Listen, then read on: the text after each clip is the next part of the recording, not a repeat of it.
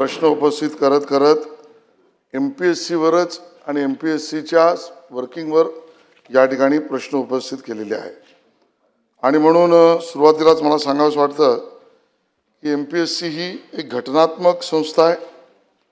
संविधानाच्या कलम 315 अंतर्गत 1 मे 1960 साली ज्याची स्थापना झाली किंवा त्याचे काम सुरू झालं त्या राज्यातली महत्त्वाची संस्था आहे।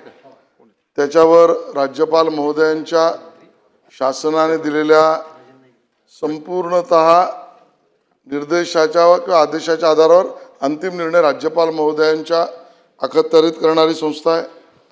आणि आजपर्यंतचा इतिहास हा MPSCच्या कार्याचा अतिशय गौरवशाली। अन्य राज्यांच्या वर मी टीका आलोचना करणार नाही। अन्य राज्यांच्या असलेल्या कमिशनपेक्षा काकणभर चांगलंच काम करण्याचा प्रयत्न MPSCने केलाय। तरी सुधारणांचा वाव हा असतोच। रोज असलेल्या विविध प्रश्नांवर आणि विशेषतः विद्यार्थ्यांचं ज्याला आपण म्हणू करिअर याचा विचार घेऊन सातत्याने त्यात बदल करणं या पद्धतीचा विचार हा MPSCचा होत असतो। मला या ठिकाणी सुरुवातीलाच त्यांनी MPSC रिफॉर्म्सबद्दल लोकपाल, वेळेवर निकाल लागणे, कायदेशीर मानसोपचार सल्ला देणे, विद्यार्थ्यांना मदत करणे या संदर्भातले प्रश्न उपस्थित केल्यामुळे मला या ठिकाणी सांगायचं आहे की मुख्यमंत्री महोदयांच्या 150 दिवसाच्या सेवाविषयक बाबीच्या अनुषंगाने मुख्यमंत्री सेवाकर्मी कार्यक्रम हा त्या ठिकाणी घोषित झाला आणि ज्यामध्ये आपल्याकडे असलेल्या सर्वस्वी रिक्त पदांपासून आताचा मुद्दा MPSC पुरतं या विषयात सुद्धा काय काय रिफॉर्म्स विनाविलंब वेळेवर निकाल त्यात असलेल्या SOPs अडचणी समस्या या सगळ्याचा विचार या 150 दिवसात होऊन परिपूर्णतेने आपण त्या ठिकाणी पुढची मार्गक्रमणा करणार आहोत। आणि म्हणून या ठिकाणी UPSC मध्ये मुलाखतीपर्यंत पात्र ठरलेले परंतु निवड न होऊ शकलेल्या उमेदवारांकरता प्रतिभा सेतू उपक्रम जाहीर केला आहे। आपण अशा प्रकारचा उपक्रम सामान्य प्रशासन विभाग व आयोगामार्फत समन्वयाने सुरू करण्यात येईल हे सुद्धा आज त्या ठिकाणी मी या प्रश्नाच्या उत्तराला सांगताना घोषित करतो।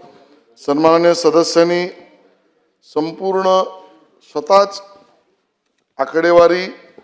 आकडेवारीपेक्षा कार्यक्रमाचा वेळापत्रक या विशेषतः टंकलेखक व लिपिक या स्पर्धांचं स्वतःच सांगितलंय।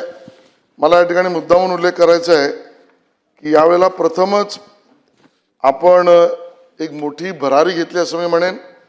पूर्वी त्या त्या विभागाच्या माध्यमातून लागणारे टंक लेखक व लिपिक यांच्या परीक्षा व्हायच्या, यांच्या भरतीची प्रक्रिया व्हायची आणि त्यामुळे त्या त्या विभागाच्या कार्यपद्धतीप्रमाणे लागणारा एक सूत्रता नव्हती, एक समानता नव्हती, एकत्रित निर्णय नव्हता, वेळेवर लागण्यातल्या अडचणी होता, त्यातल्या कायदेशीर कोर्ट।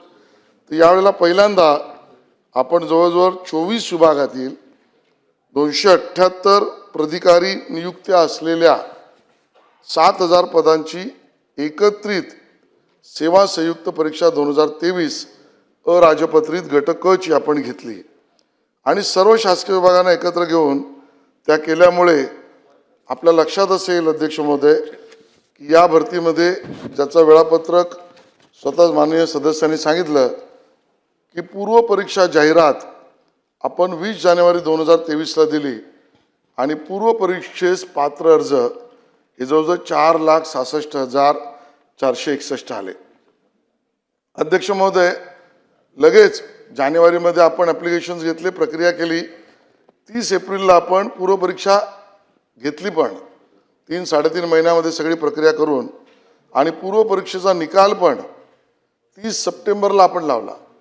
त्याच्यातही दिरंगाई केली नाही। आपल्या लक्षात येईल की 4,66,000 मुलं बसली तर त्यांचं योजना नियोजन परीक्षा त्यानंतर त्यांच्या असलेल्या गुणवत्ता ठरवणे मार्क्स देणे या सगळ्या करून या 4,66,000 पैकी 95,547 हे एकूण पात्र उमेदवार मुख्य परीक्षेत झाले।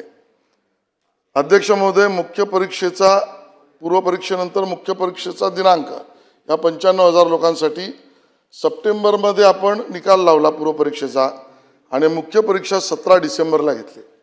त्याच्यातही आपण दिरंगाई केली नाही.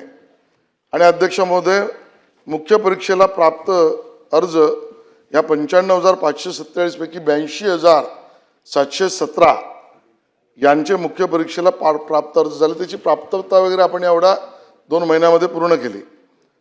मेला मुख्य परीक्षा निकाल आपण लावला, तोही तातडीने लावून ज्यामध्ये त्या निकालानंतर टंकलेखन कौशल चाचणीकरता पात्र 21,689 यांची चाचणी पण आपण मेला मुख्य परीक्षा निकाल लागल्यानंतर जुलैला तिथे आपण दिरंगाई केली नाही. त्यांचा चाचणी दिनांक 3 ते 13 जुलै हा आपण त्या दिवशी त्या लावला, तो 2 महिन्यामध्येच लावला. आणि टंकलेखन कौशल चाचणीस उपस्थित 21,689 पैकी 14,876 हे विद्यार्थी त्यात उपस्थित राहिले. आणि जुलैच्या या टंकलेखन कौशल चाचणीचा दिनांक 30 सप्टेंबरला आपण लावला आणि त्यातही पात्र 11,000 लोकांना केलं. तिथेही आपण थांबलो नाही. खरं तर त्यावेळेला काही विद्यार्थी मॅटला गेले आणि मॅटमध्ये त्यांनी अर्ज दाखल केला. त्यातले टेक्निकल मुद्दे होते, त्याच्यावर मी आता जात नाही. आणि मॅटवर ते गेल्यानंतर सुद्धा रोहितजी आपण निकाल थांबवला नाही.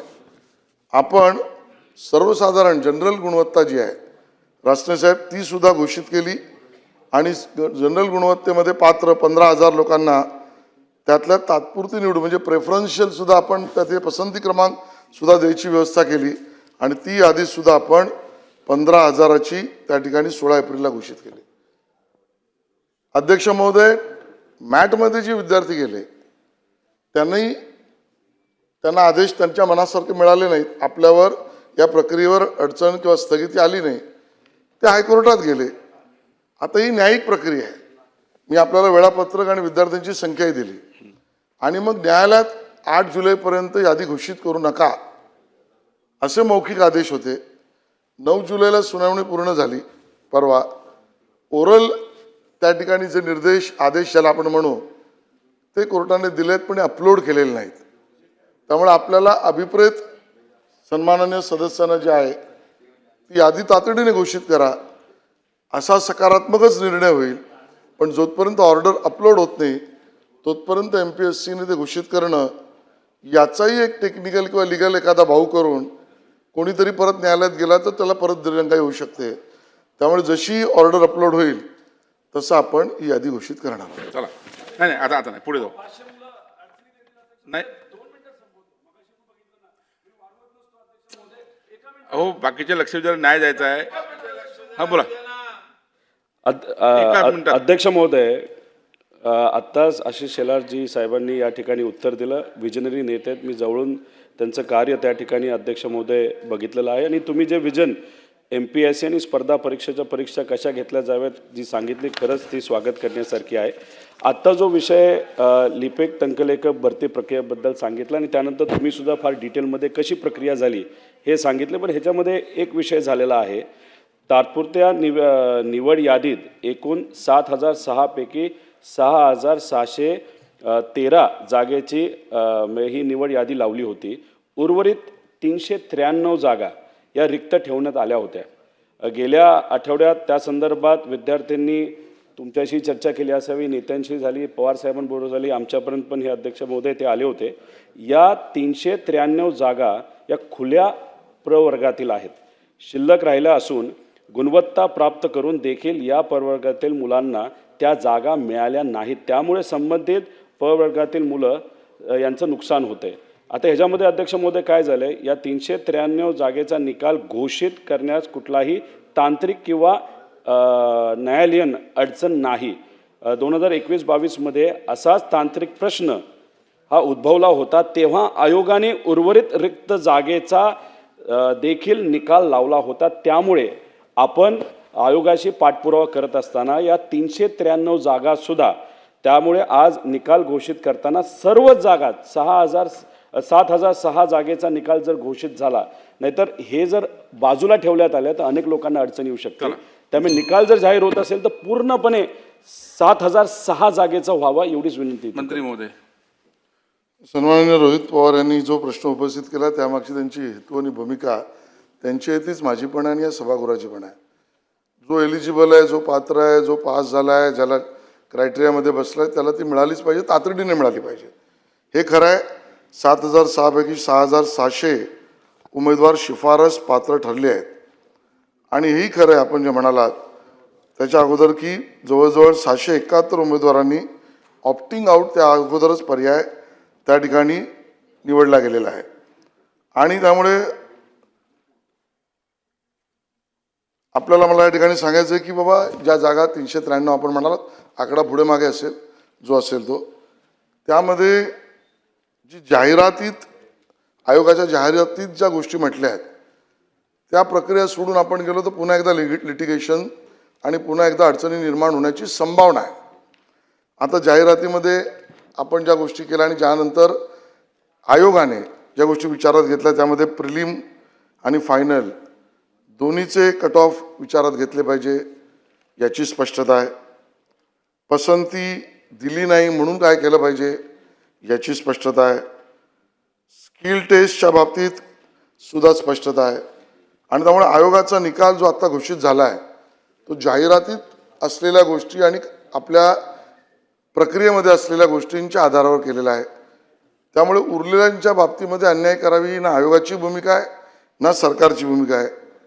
आणि आपल्याला ही मला सांगायचं आहे की बाबा यावेळेला वेटिंग लिस्टची आपल्याला लावता येत नाही. कारण जे सुरुवातीला मी म्हटलं, कारण ही मल्टी ऑथॉरिटी असल्यामुळे प्रत्येक विभागातल्या असलेल्या टंकलेखक आणि लिपिक याची एकत्रित परीक्षा असल्यामुळे वेटिंग लिस्टच्या बाबतीमध्ये सुद्धा पर्याय नाही आहे. अन्य विद्यार्थी ज्यांना ह्या पदांसाठी येण्याची अपेक्षा आहे तेही वाट पाहत आहेत. अशा त्याच्या दोन्ही बाजू असल्यामुळे मला असं वाटतं की जाहिरातीत आणि आयोगाच्या कार्यपद्धतीत असलेल्या प्रक्रियेतून यात काय मार्ग काढण्यात येईल याबद्दल आयोगाला आम्ही शिफारस करू. कायद्याप्रमाणे करण्याची भूमिका आयोग घेईल. विचार सहानुभूतीपूर्वक करावा असेही सांगण्यात येईल. वाटलंच तर त्या विद्यार्थ्यांबरोबर एक बैठकी घेण्यात येईल. आता isakal.com आहे देशातील नंबर 1 ची मराठी न्यूज वेबसाईट. प्रत्येक अपडेटसाठी isakal.com ला नक्की भेट द्या.